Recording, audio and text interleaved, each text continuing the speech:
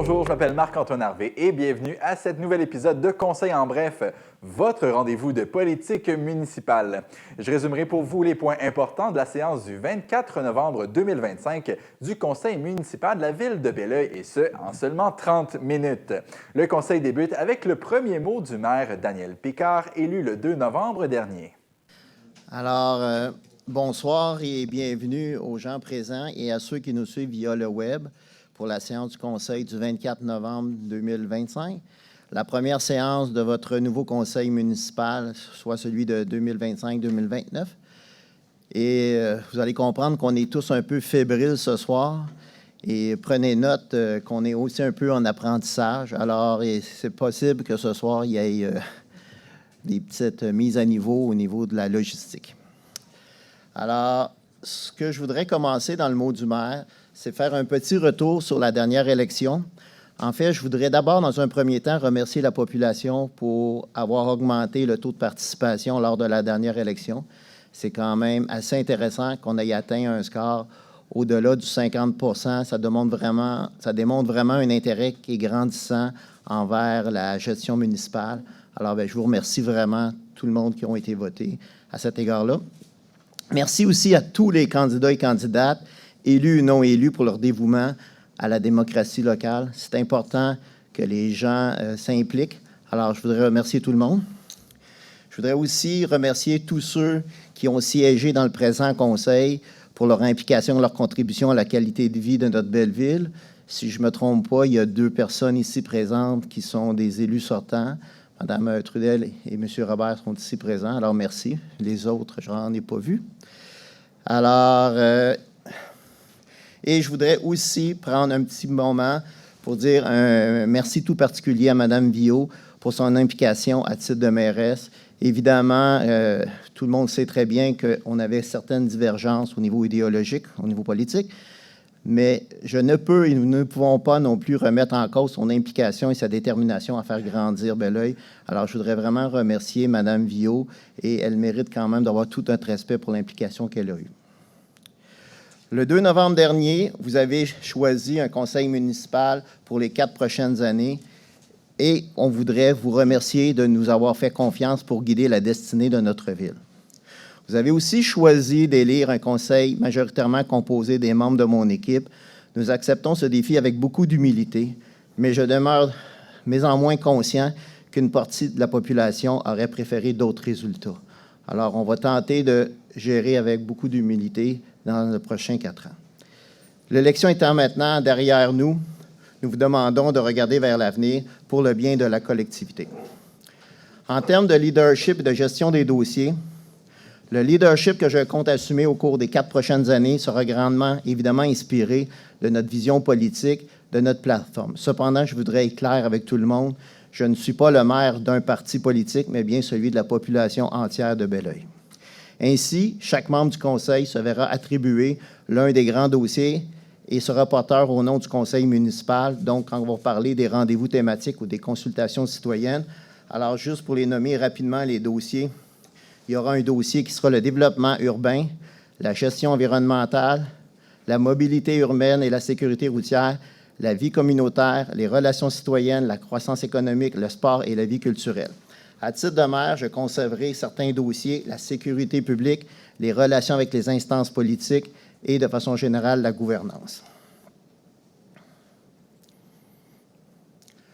Au niveau du mode de gouvernance, cette gouvernance sera basée sur quelques principes fondamentaux. D'abord, évidemment, en lien avec notre plateforme électorale, nous considérons l'intelligence collective et la sagesse populaire comme un atout. Donc, à cet égard, nous allons améliorer l'accès à l'information pertinente, structurer mieux le classement des données, une approche de publication plus proactive et vulgarisation des dossiers. Vous avez probablement remarqué ce soir, ceux qui ont pris copie de l'ordre du jour, qu'il y avait des petites notes explicatives au niveau des dossiers, ce qui permet de situer un petit peu plus facilement quelle est l'ampleur du sujet qui sera discuté. Alors, c'est on va utiliser une expression anglophone, un work in progress, donc on va tenter de fois en fois d'améliorer. C'est notre première fois qu'on a tenté de mettre ça en place. Structure de participation.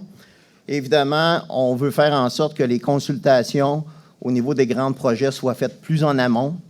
Au niveau des comités thématiques, on veut avoir et travailler le plus possible à emmener des solutions citoyennes. Vous savez aussi qu'on va mettre en place un conseil municipal jeunesse qui va s'adresser aux 13-17 ans pour être capable de les impliquer au niveau de la démocratie et d'obtenir aussi les propositions de ce groupe de citoyens. Il va y avoir aussi des périodes de discussion lors du conseil municipal où, dans certains cas, s'il y a des gens qui sont moins familiers ou moins à l'aise à venir s'exprimer devant le public et devant le micro, il sera possible de prendre aussi des rendez-vous directement avec moi. J'ai dans mon agenda des périodes qui sont strictement réservées à chacune des semaines pour ceux qui souhaiteraient exprimer leur opinion, mais d'une façon plus privée qu'au niveau du conseil municipal. Et on va utiliser de plus en plus certains sondages comme mode de guidance. Alors, on a regardé déjà avec le service des communications pour venir mettre en place plus régulièrement des sondages pour être capable d'avoir le pouls de la population en lien avec certains sujets. Aussi, l'autre élément, c'est de prendre les décisions responsables, éthiques, dans l'intérêt de la collectivité. À cet égard, il faut aussi être conscient, et ça s'adresse à tout le monde, qu'une ville vit avec des contraintes qui viennent de d'autres gouvernements. Beaucoup d'obligations sont émises, en fait, je dirais plutôt imposées aux villes, et même au niveau des subventions, nous n'avons pas le plein contrôle de ce qu'on veut subventionner.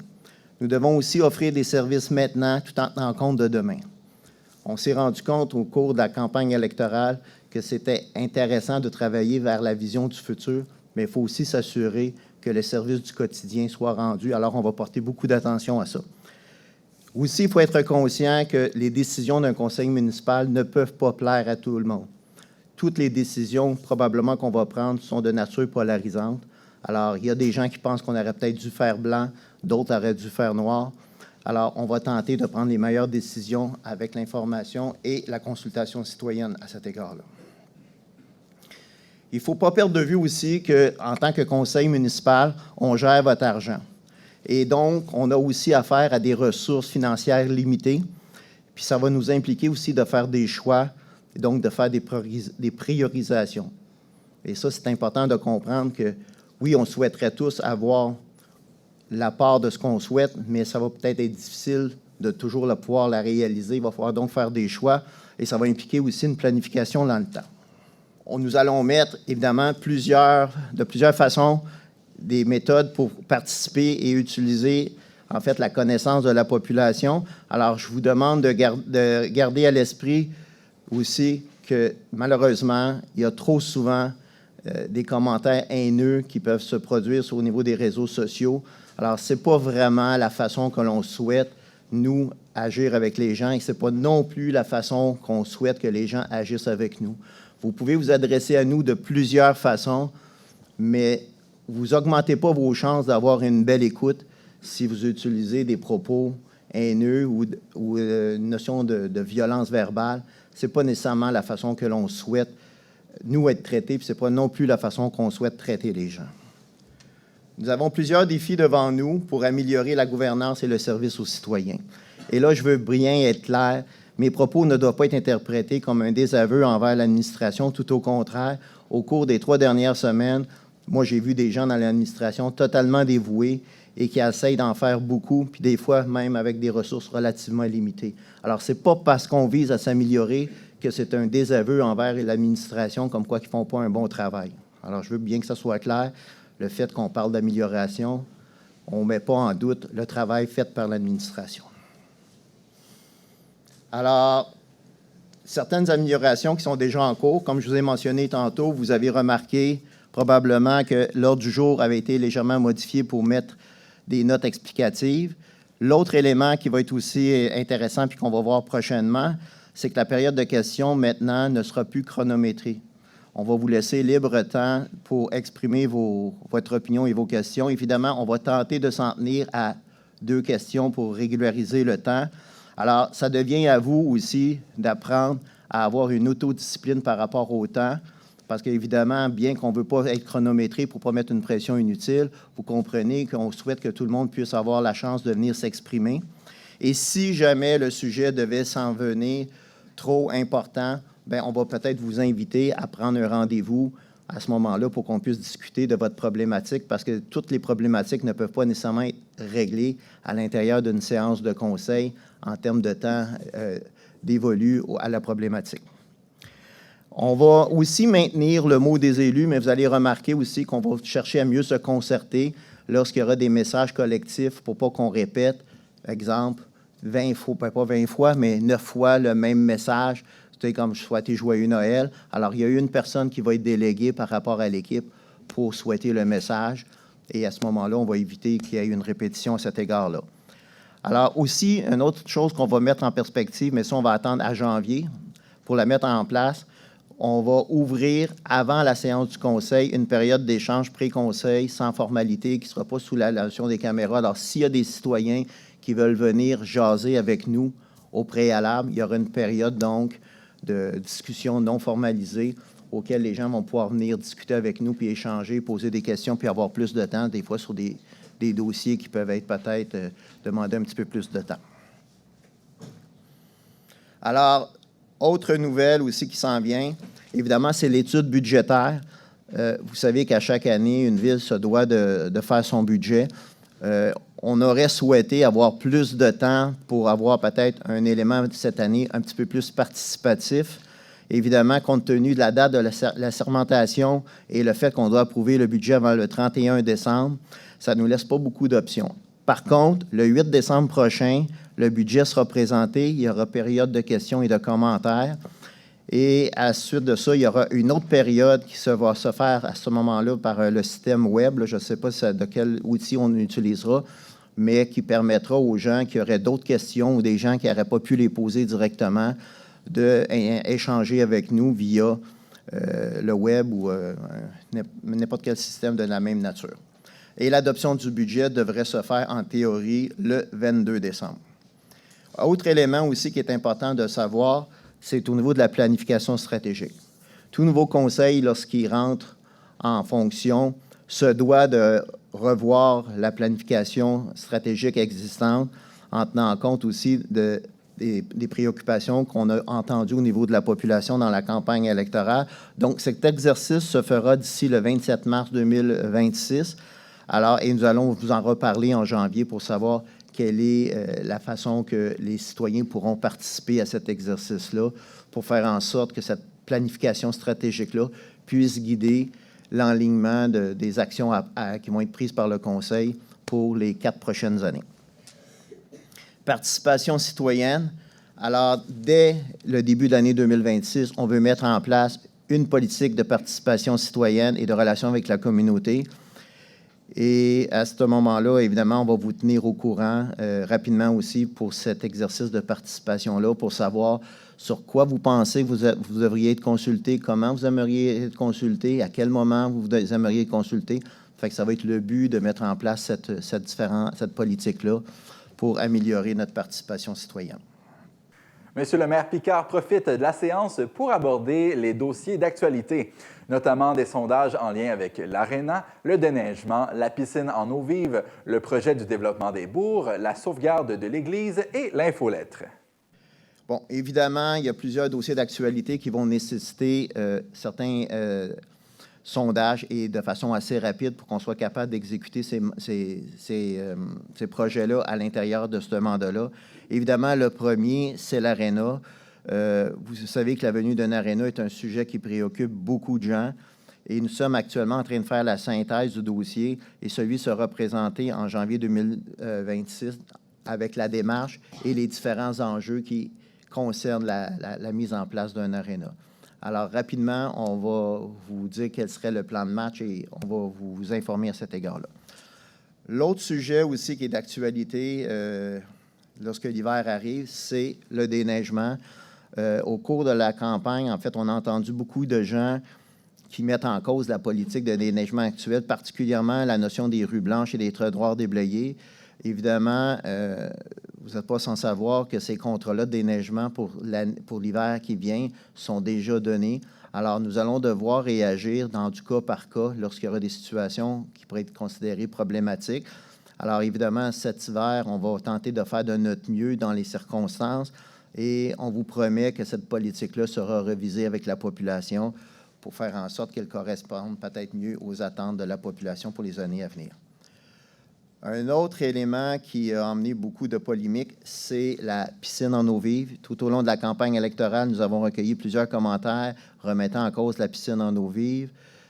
Ce n'est pas au conseil municipal strictement de décider. Alors, c'est pourquoi que dès décembre, on va lancer un sondage pour savoir l'opinion des gens. Est-ce que les gens comptent à ce qu'on reconduise la piscine en eau vive ou si on devrait faire autre chose?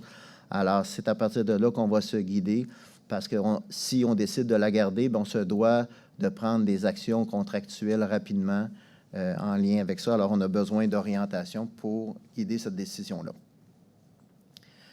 Alors aussi, évidemment, la continuité du développement des bourgs. Vous savez que ce projet-là tient aussi à cœur plusieurs personnes. On va travailler sur un plan particulier d'urbanisme, plus communément appelé le PPU, pour le secteur. Donc, on va relancer aussi les discussions avec les promoteurs en décembre. Puis donc, dans le premier trimestre de 2026, on devrait être en mesure de vous dire où on en est, puis de vous expliquer quelles sont les prochaines étapes et pour assurer à ce moment-là une participation des citoyennes et aller rechercher votre opinion en lien avec ça. Évidemment, le développement de ce nouveau quartier-là, il y a deux éléments très importants. Évidemment, il y a la fluidité de la circulation qui est rattachée à ce nouveau quartier-là. Puis évidemment, bien, il y a l'arrivée d'une nouvelle école, que cette école-là ne peut pas se réaliser si le boulevard Serge-Pépin n'est pas continué. L'autre sujet aussi d'actualité, c'est la sauvegarde de l'Église. Nous sommes en train d'analyser différentes options pour sauvegarder l'Église et lui donner une vocation communautaire. Et là encore, on va être au niveau des études et on va être en mesure, en début 2026, de vous revenir avec les différentes propositions qu'on a eues et d'en discuter avec vous. Alors, je termine en vous mentionnant aussi qu'à la Ville, on a une infolettre. Cette infolettre-là va être à la fois un peu modifiée tranquillement en 2026 pour ajouter des sections plus spécifiques au niveau du suivi des dossiers. Alors, ceux qui ne seraient pas inscrits à l'infolettre, je vous invite fortement à vous inscrire parce que, il va y avoir de l'information complémentaire au niveau des dossiers et on va se servir beaucoup de l'infolettre aussi pour annoncer lorsqu'il y aura des sondages ou de la façon de participer aux différents sondages. Et je termine au niveau des mots, le mot du maire, en fait, à chacune des séances. Je vous annonce qu'il va être maintenant au niveau du site web et sur un Facebook de mairie qui va être développé prochainement. Donc, chaque mot du maire, le contenu va être repris sous forme de texte, autant sur le site web que sur la page Facebook de la mairie. Alors, bien, merci de votre écoute pour mon premier mot du maire. Nouveauté au Conseil, terminer le temps limite pour poser des questions. Le premier citoyen s'interroge sur le fonctionnement des sondages auxquels faisait référence le nouveau maire, surtout au niveau du seuil de participation avant de prendre une décision majeure pour la Ville.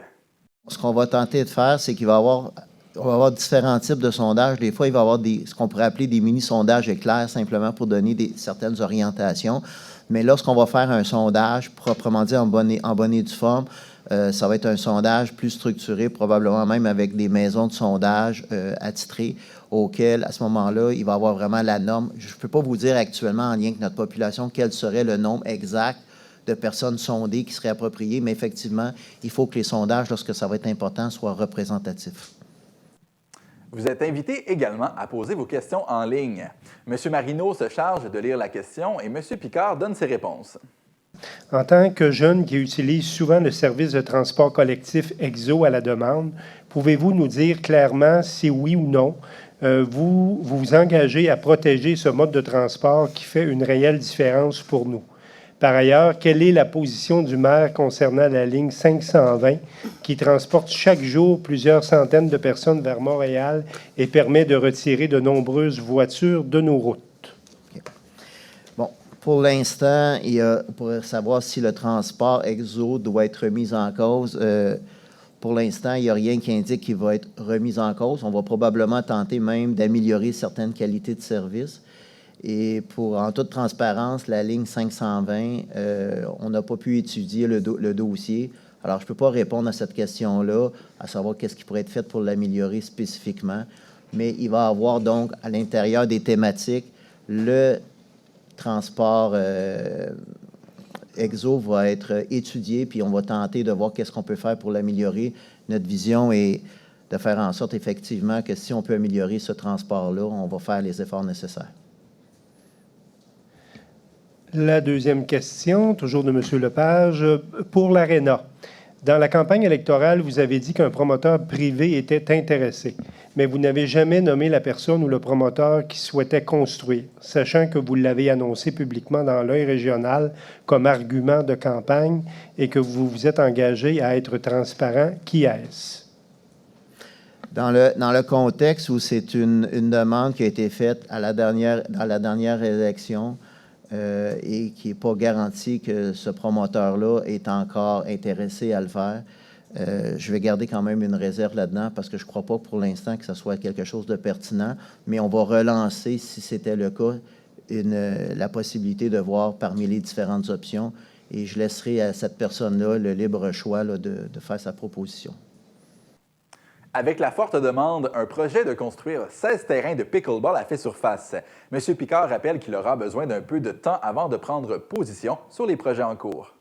En toute transparence, moi, on m'a présenté dans l'espace d'une 10-15 minutes sur la table du Tim Horton dans la campagne électorale l'intention de faire le projet tel qu'il a probablement été présenté aujourd'hui dans le journal.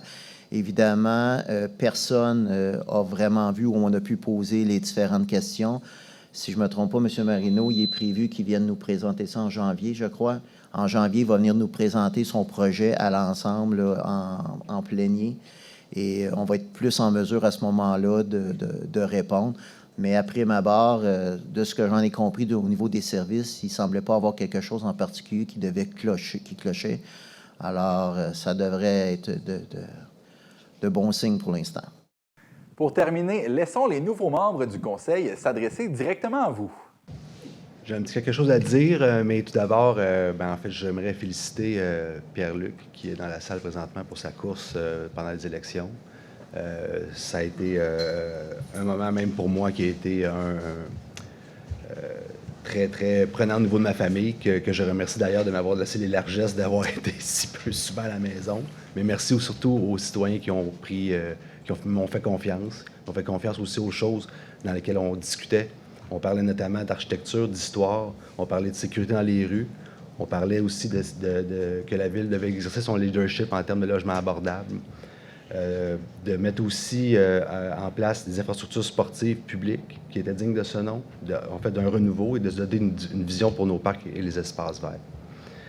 On parlait d'une aréna publique, on va en reparler plus tard certainement, ce sera un sujet chaud, mais on voulait un aréna près des gens, près de la Polybelle, qui se veut un aréna, en fait, ouvert à tous et de propriété publique. Merci. Je tiens en premier lieu d'abord à remercier sincèrement Mme Viault pour son leadership au cours du dernier mandat, puis pour le travail remarquable qu'elle a accompli au service de notre communauté. Je souhaite féliciter M. Picard ainsi que l'ensemble des nouveaux élus pour leur élection. Je leur adresse tous mes vœux de succès pour les années à venir. Je suis profondément reconnaissant envers les citoyens du District 3 pour la confiance renouvelée que vous m'accordez. Ce privilège, je le reçois très sincèrement avec humilité et avec un grand sens des responsabilités. Enfin, je tiens à souligner l'excellente campagne menée par M. Lafleur. Obtenir un tel résultat à 23 ans seulement et en étant toujours étudiant est un accomplissement remarquable, un accomplissement dont il doit être fier. En terminant, j'aimerais exprimer quand même ma surprise d'apprendre ce soir qu'un sondage sera proposé aux citoyens sur la piscine en eau vive ou encore sur la construction d'une aréna. Monsieur le maire, la transparence, c'est aussi s'assurer que les conseillers sont au fait de ce qui sera annoncé au conseil de ville. Une consultation publique sur les besoins en infrastructure a déjà été faite en 2022. 2 contrats de consultation privée ont ensuite été donnés à la firme Raymond Chabot Grant Thornton. Et depuis 2007, des centaines de milliers de dollars en consultation et en études ont été dépensés. On est en 2025, il n'y a toujours qu'une seule glace publique et ce sont nos enfants qui payent le prix de notre manque d'engagement. Je pense qu'il est temps d'agir. Si vous permettez, M. Lass, puisque vous m'interpellez directement, je vais me permettre quand même de répondre. Je n'ai pas mentionné qu'il y aurait une consultation publique en lien avec l'ARENA. Ce que j'ai mentionné, c'est qu'on donnerait en janvier quelle était la marche qui suivrait le projet de l'ARENA. Je n'ai pas parlé qu'il y aurait une consultation publique. J'ai dit qu'on donnerait les étapes qui seraient à venir au niveau de l'ARENA en lien avec l'information qu'on aurait. Alors, il y a peut-être eu mésentente là-dessus, mais je n'ai pas parlé d'une consultation publique à cet égard-là. J'avais cru entendre qu'il allait y avoir un sondage sur la piscine en eau vive. Sur la piscine en eau vive, parce qu'on je... se doit de prendre une décision qu'on m'a demandé à cet égard-là. Donc, on sait que la piscine en eau vive, cette décision-là se doit d'être prise rapidement, ce qu'on m'a mentionné. Et à cet égard-là, évidemment, on va quand même valider avec la population qu'est-ce qu'elle souhaite faire.